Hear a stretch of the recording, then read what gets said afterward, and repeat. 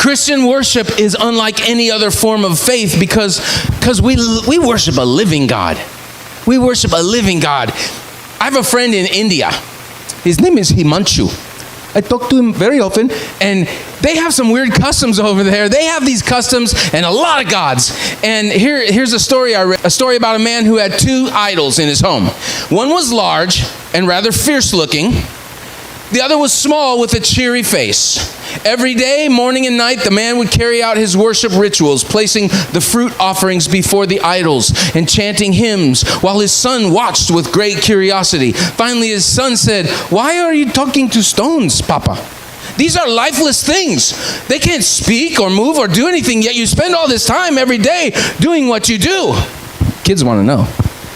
The father grew angry and reprimanded his son. "Don't you dare speak that way. These are not just stones. These are our gods. We worship them and they protect us." And the son realized that he had touched a raw nerve, and he wisely decided not to push the issue any further with dad. But one day, in the father's absence, the son took a big stick and he smashed the idol to pieces. Just broke it all up. Then he took the stick and he placed it in the hands of the big, fierce-looking idol. When evening came, his father walked into the house. He was stunned by the sight. He let out a shout, "Who did this? What happened here?" The son came running into the room, pretending to be dismayed, and he said, "It has to be the big one, Papa. Look, he has a stick in his hands."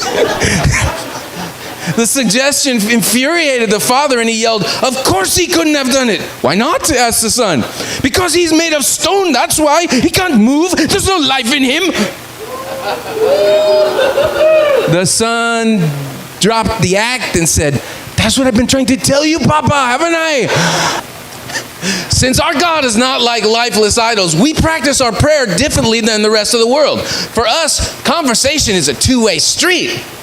For us, it's a reciprocal arrangement. For us, it's a dialogue between humanity and divinity. We get to talk to God.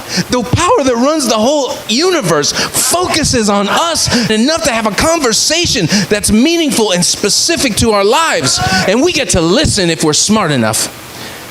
That's hard for us. We're not very good at it. God does encourage it, and our lives are infinitely better when we hear from God.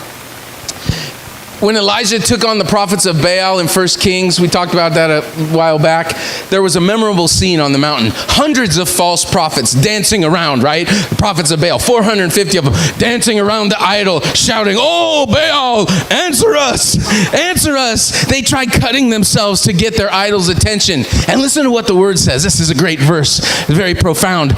"But there was no voice, and no one answered, and they limped around the altar that they had made." That's pitiful. I mean, you can't think of anything more pitiful than witch doctors and people of God with a little G calling down heaven and limping around 450 people getting nothing. Every false god is a pitiful situation and a terrible impersonation of the one true God.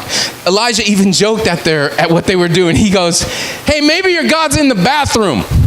You know, actually, some translations say maybe he's relieving himself. Maybe that's why he can't hear you. Perhaps he's asleep.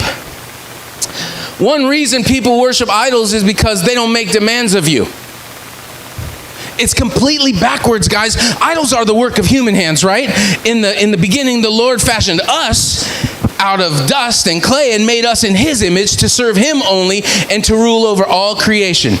But with idolatry, what happens is we bow before objects that we fashioned, that we created, that we put up on a shelf and we put up on a pedestal in the image of birds or beasts or humans or whatever. Instead of serving the living God and ruling over all creation, we serve the creation that we created to escape the rule of God who created us. And it's everywhere. It's more comfortable to figure out who you want to worship and how you want to worship, because then you get to be God and not God. Our God is alive, and our God speaks, and his Spirit is always at work to guide us.